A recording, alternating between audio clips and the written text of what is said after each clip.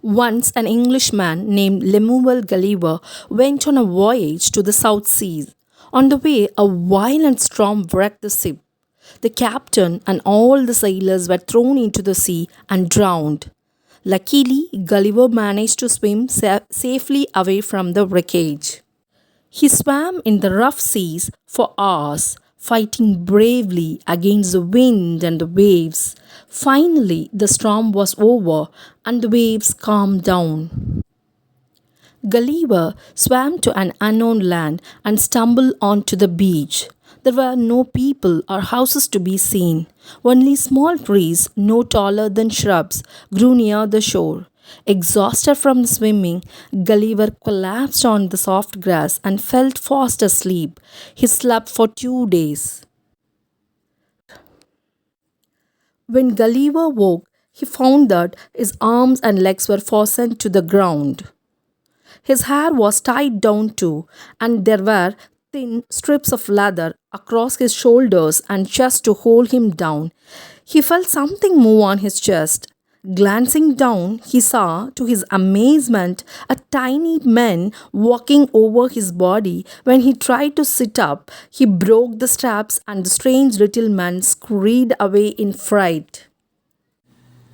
They soon came back with a message from their emperor. The land, they said, was called Lilliput, and they were Lilliputians. Gulliver was their prisoner and was to be taken to their capital city. They bought him great amounts of food, which they carried with a lot of effort up the ladders placed at his sides. Then they set to work to build a platform on wheels to carry him to the capital. When the platform was finished, Gulliver was lifted up and tied to it firmly. The long march started. Thousands of tiny people lined the streets to have a view of the giant. At last, the procession reached the capital and stopped. Gulliver was taken down from the platform, chained and padlocked. He could hardly believe his eyes to see so many little people staring at him as he knelt before the emperor. The emperor told Gulliver that he would be treated well and not kept in chains if he is proved friendly and helpful. In the beginning, the Lilliputian thought that Gulliver was a giant sent to destroy them, but soon they found that he could be trusted. Gulliver had to entertain the Lilliputians on important occasions. For example, on the emperor's birthday, Gulliver had to stand with his legs apart so that the army could march between them. It was indeed a wonderful sight. There was another country named Belfast across the bay. Once the Belfasidians declared war on Lilliput and assembled their ships for the attack. Gulliver, who was tall enough to see across the bay he waded through the water with ropes in his hands and tied a rope to each ship. Then gathered the ropes together, he pulled the entire fleet to the Lilliputian shore. The emperor proclaimed Gulliver a national hero, and all the Lilliputians came to pay homage to the giant who had saved their country. Soon ambassadors arrived from the Belfast to sue for appealing peace. The emperor of Lilliput wanted to make the Belfusidians his slaves, but Gulliver helped to bring about a fair treaty. This made the emperor a little suspicious of Gulliver's loyalty. Gulliver had enemies in the imperial council who tried to convince the emperor that Gulliver had dangerous design and should be put to death. When Gulliver heard about the plot, he decided to leave Lilliput and go to Belfast. The rulers of Belfast had invited him to visit their country, for he had helped to arrange a fair treaty of peace. Gulliver said goodbye to the people of Lilliput and set out for Belfast across the bay. Carrying his shoes in his hands, and he waded through the water. The emperor and empress of Belfast and all the court were at the shore to greet him. He was declared as national hero, and all Belfastidians came to pay their respect to him. They were no taller than the Lilliputians.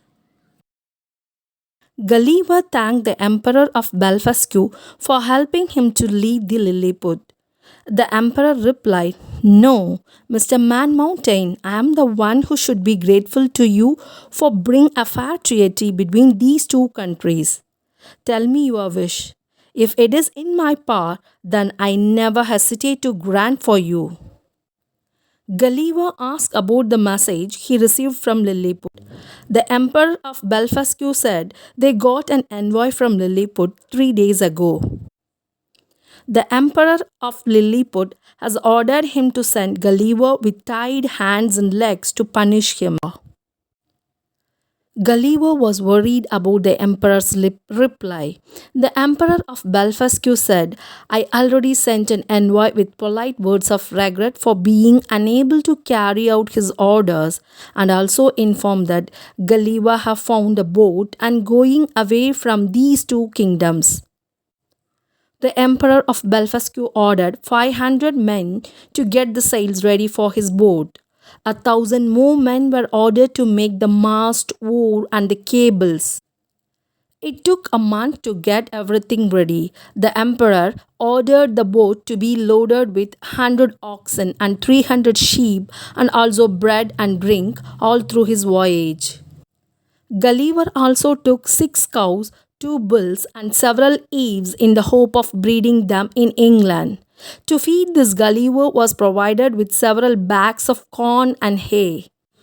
Finally, everything was ready. Gulliver went to the royal palace to bid farewell to the royal family. The king presented him a life-size portrait of himself and 50 pouches containing 200 sprugs each.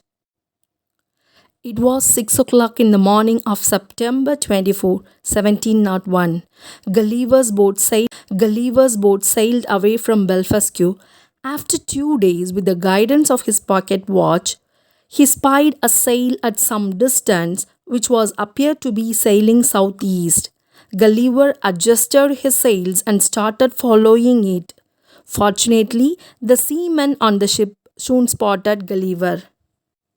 This time, Gulliver was very much excited to see a ship with his own country flag. He was filled with great joy and started rowing faster towards the ship. He gathered all his belongings and little animals and got on board. He told his whole story to the ship's captain. He thought that Gulliver was a madman.